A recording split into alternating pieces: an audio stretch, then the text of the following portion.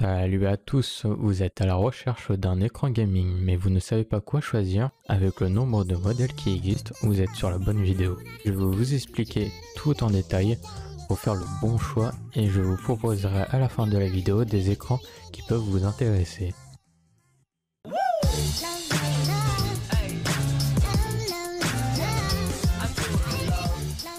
Pour commencer, le budget, parce qu'il y a des écrans à tous les prix, donc on va essayer de trouver votre bonheur au niveau qualité-prix. Pour la taille de l'écran, tout dépend de la place que vous avez sur votre bureau ou la distance que vous avez avec l'écran. Si vous êtes près de l'écran, prenez pas trop grand, sinon vous serez toujours en train de tourner la tête. Alors qu'avec un écran adapté, c'est juste les yeux, mais bon, chacun ses préférences. Au niveau des marques d'écran, vous avez le choix. Après, il ne faut pas trop exclure de marques car des fois, les meilleures et moins chères sont peut-être pas dans votre liste préférée, donc évitez d'exclure de trop. Pour la synchronisation G-Sync ou FreeSync, pour les personnes qui ne connaissent pas, je vous explique maintenant. Alors, c'est une fonctionnalité qui gère la fréquence de rafraîchissement minimale et maximale de votre écran avec votre carte graphique de la même marque. Je dis de la même marque, ça veut dire pour G-Sync, c'est la technologie Nvidia. Et FreeSync, c'est pour la technologie AMD. Donc prenez la bonne technologie par rapport à votre carte graphique. Maintenant, je vais vous expliquer les détails qu'il faut regarder et j'explique à quoi cela sert.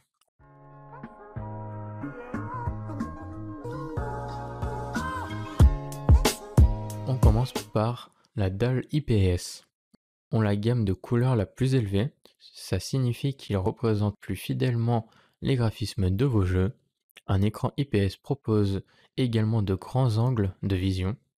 Ainsi, vous pouvez profiter toujours d'une image nette, même si vous n'êtes pas assis en face de votre écran. L'écran a le taux de rafraîchissement le plus bas. Les jeux avec un taux d'image élevé tourneront donc moins fluidement que sur d'autres types d'écrans. Mais ils ont évolué assez vite, environ de 5 ms à 1 ou 2 ms.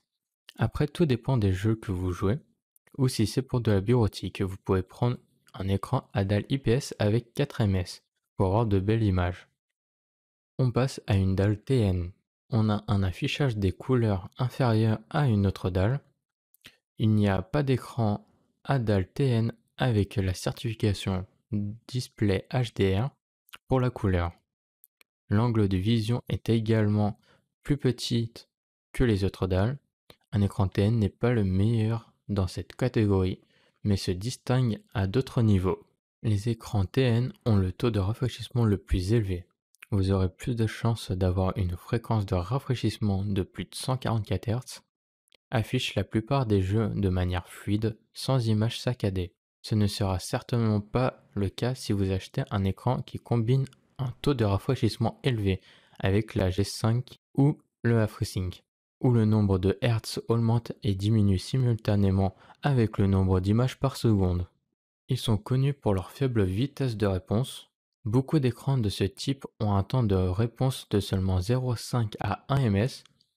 Si vous avez une dalle TN, vous n'aurez donc jamais affaire à des lignes floues. On passe à la dalle VA et le juste milieu entre les types de dalles IPS et TN. Les couleurs est proche de la dalle IPS. L'angle de vision est un peu plus petit que la dalle IPS mais plus grand que la dalle TN. La différence entre la lumière et l'obscurité est très visible sur ce type d'écran. Elle a une fréquence de rafraîchissement de 60 Hz. Vous trouverez également des exemplaires de 100 Hz. On peut peut-être s'attendre à des améliorations dans peu de temps. Les écrans à dalle VA ont le temps de réponse standard, environ 5 ms, donc plus de risque de flou pendant un mouvement. Après, les écrans à dalle VA est en amélioration et peu d'écrans ont 1 ou 2 ms. Après, la dalle VA est dans la catégorie des prix les plus élevés et ils sont équivalentes aux dalles TN. On passe sur la dernière dalle qui comporte plusieurs noms. Je parle de ceux qui ont un écran incurvé. Ils ont une bonne colorimétrie, un angle de vision large, qui est bien pour les jeux de simulation comme F1, etc. Elle a une fréquence d'image pour la plupart de plus de 144 Hz, ce qui est très bien, mais je trouve plutôt cher pour le moment.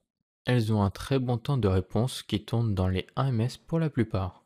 Donc pour conclure, chaque type de dalle a ses avantages et ses inconvénients comme vous avez pu entendre. À vous de voir ce qu'il vous convient et de comment vous l'utiliserez pour faire le bon choix. Si vous cherchez un écran offrant principalement un taux de rafraîchissement élevé et peu de flou de mouvement, le meilleur choix est une dalle TN. Les écrans à dalle VA est un bon équilibre avec un bon temps de réponse. Si vous voulez la meilleure qualité d'image et coloris, choisissez un écran IPS et surtout qui sont en amélioration sur le temps de réponse. Les écrans incurvés, je ne les trouve pas très intéressants pour les jeux FPS, mais plutôt pour les jeux de simulation, qui fait mieux l'intégration dans le jeu. Si vous avez besoin de conseils ou autres questions, venez directement me voir sur Twitch ou sur Discord. C'est tout pour cette vidéo, je vous dis à plus et prenez soin de vous.